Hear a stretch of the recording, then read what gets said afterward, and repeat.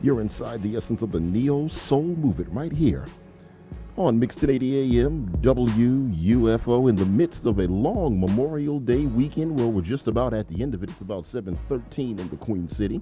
Standing by with my special in-studio guest, Ntare Ali Gault, someone who's been on the local poetry scene for quite a number of years. He's promoting his second annual Buffalo Niagara International Poetry Slam. This is another in Josie Promotions joint. Coming your way Saturday, June 16th at 8 p.m. inside the 12. First off, Ntare, welcome to the Neo Soul movement.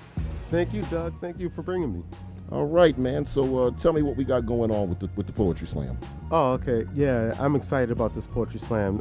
We're bringing in some of the top poets in North America, and they're all going to be coming to Buffalo and competing. And it's going to be like about 20 poets, and they're coming from New York City, Chicago, Milwaukee, Cleveland, as well as a lot of poets from Buffalo and Toronto.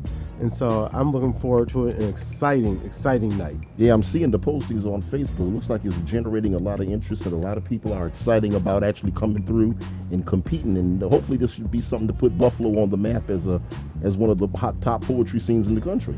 Yeah, I think it will. I mean, the last time we did it 2 years ago, we had the person who won his name is Carlos Andres Gomez, and he's actually a deaf poet and appeared in the movie Inside Man. Really? And in fact, yeah, he was the one who actually beat up Denzel Washington in the movie. Okay. So we are definitely attracting top poets. Last year's was canceled because last year, Memorial Day is when I suffered a stroke. Oh, and, right. A year ago, I suffered a stroke, and so I had to cancel it at the last second. And so this is the second one, but this is going to be an annual event. And you back and better than ever right now, I can see. I've been brought back, and I'm blessed. Absolutely, I went from not being able to talk to slurring words to being able to perform and compete. I competed in my first slam a couple of weeks ago, and I'm trying to get back to it again. All right, man. So now this is I'm looking at this thing in Josie Promotions. You've been doing that. You've been on the scene right pretty much for a minute, and I know you've been doing in Josie for a minute. But I think it all began inside the Langston Hughes Institute way back in the day. Tell us about your history out here, man. I first started at Langston Hughes back in, I'm embarrassed to say, 1979. Oh, don't be embarrassed, man. Because people are like, how old are you? Back in 79, right after my birthday, I really didn't have anything to do, and I grew up in the Fruit Belt. I really didn't have anything to do, and so a couple of friends of mine, they had this thing called Spectra going on back then. And in fact, one of the people who used to be in Spectra with me is Sean McQuiller, who's the lead singer of Cool and Again right now. Wow. And we had some hot people in Spectra, but some of my friends and I, we decided to go and join Spectra just to see if we can do something else besides what was going on in the Fruit Belt.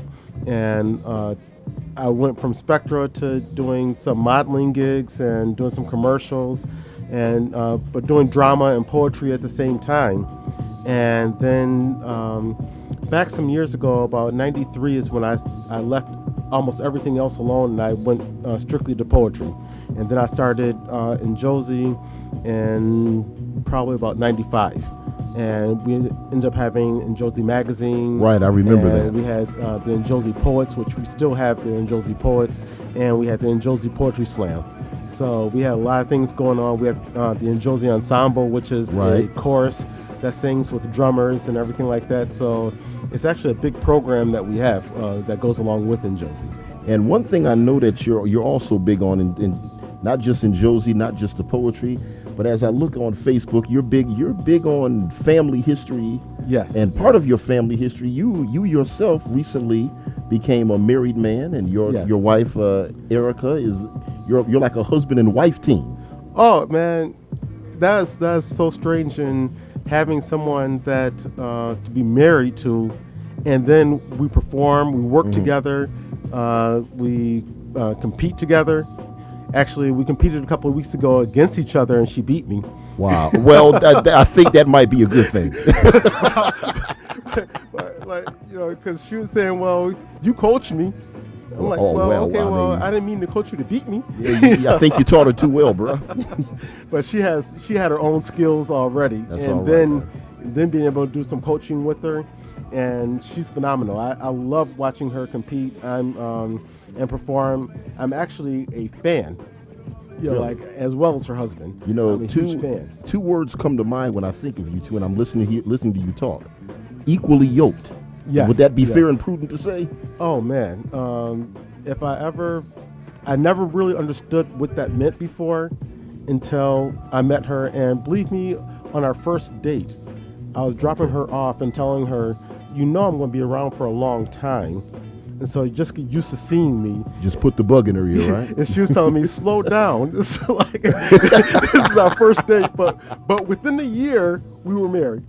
Well, there you go, man. That's how you do it. That's how you do it. So I was right again. Okay, so you're both going to be competing in it as well? No, we're not allowed to compete because although what's funny is people coming from out of town would like to compete against her because they competed against her in Toronto and other places, and she's beaten a lot of them. But she's going to be the what we call the sacrificial poet, the person who gets the judges calibrated and to kind of set the tone for the evening. And so she kicks it off, and then I'm hosting it.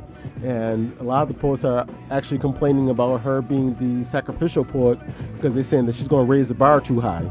I did have a chance at last year's WUFO Hall of Fame party when we had the Neo Soul Lounge. She did a performance there, and I got to tell you, she blew me away, man. She is something. And I remember a poem that she did, particular from that night. She was actually living in New York. She was going to NYU at the time of the 9/11 attacks. Wow. And she actually had to run to escape the Twin Towers collapsing. And that poem was born out of her watching or her having to run. She saw the towers, she saw the people jumping from the building, and then someone started running up the street and said they're collapsing. So she just had to turn around and run and escape the buildings from collapsing. So that poem is called "Saved." Was born out of her watching the towers collapse, and having to run to escape it. And then because she only lived two blocks from the Twin Towers, she was homeless for about 2 weeks. Wow. Yeah. So her testimony is incredible, but that's what makes her performance so strong, is because she takes it from a real place. Okay, well, I'm getting ready to go to the break and wrap this up. So let her get us the lowdown on the second annual Poetry Slam. Okay, this one is going to be June 16th. Already coming from New York City is New Yorican Grand Slam Poetry Champion is Jamal St. John, who's #1 poet in the country right now, along with Tommy Buick, Truth Is, 10,000 from Buffalo, Lazarus, Brandon Williamson. It's going to be a tremendous slam, and I think you're going to really, you're going to enjoy it. It's going to be a hot event.